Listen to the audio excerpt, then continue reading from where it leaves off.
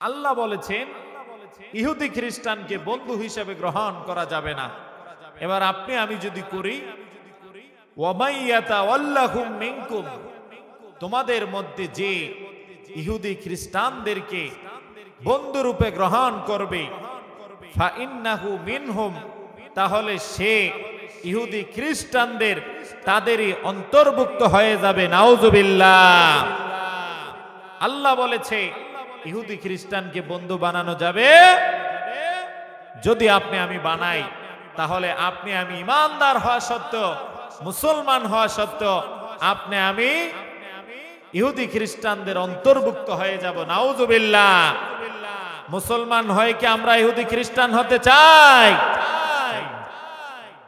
আল্লাহ তাআলা বলেন, শুনে রাখো, ইন্নাল্লাহা লা ইয়াহদিল কওমাজ যালিমিন, এই পৃথিবীতে যারা জালেম, স্বৈরাচারী, আল্লাহ তাআলা এই জালেমদেরকে, স্বৈরাচারদেরকে কখনোই হেদায়েত দান করেন না। জালেমদেরকে কখনো হেদায়েত দান করেন না। এই জালেম হলো ইহুদিরা, এই জালেম হলো খ্রিস্টানেরা। যুগে যুগে তারা মুসলমানদেরকে ধ্বংসের জন্য, নিধনের জন্য চেষ্টা করছে। আজও সারা পৃথিবীর দিকে তাকিয়ে দেখেন, এই ইহুদি খ্রিস্টান মুসলমানদেরকে ধ্বংসের জন্য চেষ্টা করছে, আপ্রাণ চেষ্টা করছে। ঠিক কিনা মুসলমান? সূরা মায়েদার ৮২ নম্বর আয়াতে কারিমার ভিতরে মুসলমানের শত্রু কারা আল্লাহ তাআলা আলোকপাত করেছেন। আল্লাহ রাব্বুল আলামিন বলেন, লা তাজিদান্না আশাদ্দান নাসি আদাওয়াতাল লিল্লাযীনা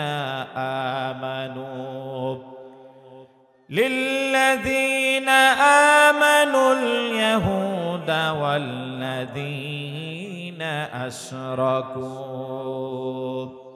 এই পৃথিবীতে যারা ঈমান এনেছে, ঈমান এনে যারা মুমিন হয়েছে, আল্লাহ রাব্বুল আলামিন মুমিনদেরকে জানিয়ে দিলেন, ও মুমিনেরা, এই পৃথিবীতে তোমরা তোমাদের শত্রু হিসাবে সবচাইতে যাদেরকে বেশি পাবে, যারা তোমাদের সবচাইতে বেশি শত্রু, তারা হলো ইহুদি এবং মুশরিক। সূরা মায়েদার ৮২ নম্বর আয়াতের ভিতরে আল্লাহ তাআলা আমাদেরকে বলেছেন, হে ঈমানদারেরা, এই পৃথিবীতে যাদেরকে তোমাদের সবচাইতে শত্রু হিসাবে পাবে, তারা হলো ইহুদি এবং তারা হলো মুশরিক। যারা মূর্তির পূজা করে, বিভিন্ন দেব দেবীর পূজা করে, তাদেরকে বলা হয় মুশরিক। সূরা বাকারার অন্যত্র আয়াতে আল্লাহ রাব্বুল আলামিন নবীজিকে জানিয়ে দিলেন, ওয়ালান তারদা আনকাল ইয়াহুদু ওয়ালান নাসারা হাত্তা তাত্তাবিআ মিল্লাতাহুম কুল ইন্না হুদাল্লাহি হুয়াল হুদা। হে নবী, আপনি কখনোই ইহুদি এবং খ্রিস্টানদেরকে সন্তুষ্ট পাবেন না। ইহুদি এবং খ্রিস্টানেরা কখনোই আপনার উপরে সন্তুষ্ট থাকবে না যতক্ষণ না আপনি তাদের ধর্মের অনুসরণ না করেন। হে নবী, আপনি ইহুদি এবং খ্রিস্টানদেরকে কখনোই আপনার বন্ধু হিসাবে পাবেন না।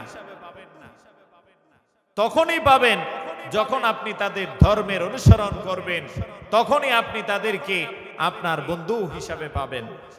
তাহলে আল্লাহ পাক নবীকেও জানিয়ে দিয়েছেন, নবী, ইহুদি খ্রিস্টান কখনোই আপনার উপরে সন্তুষ্ট হবে না, কখনোই তারা আপনার বন্ধু হবে না। নবী শুনে রাখেন, ইন্না হুদাল্লাহি হুয়াল হুদা, নিশ্চয়ই আমি আপনাদেরকে, মুসলমানদেরকে, ঈমানদারদেরকে যেই পথ দেখিয়েছি, এটাই হচ্ছে আমার পক্ষ থেকে আসল পথ, হেদায়েতের পথ। সুবহানাল্লাহ।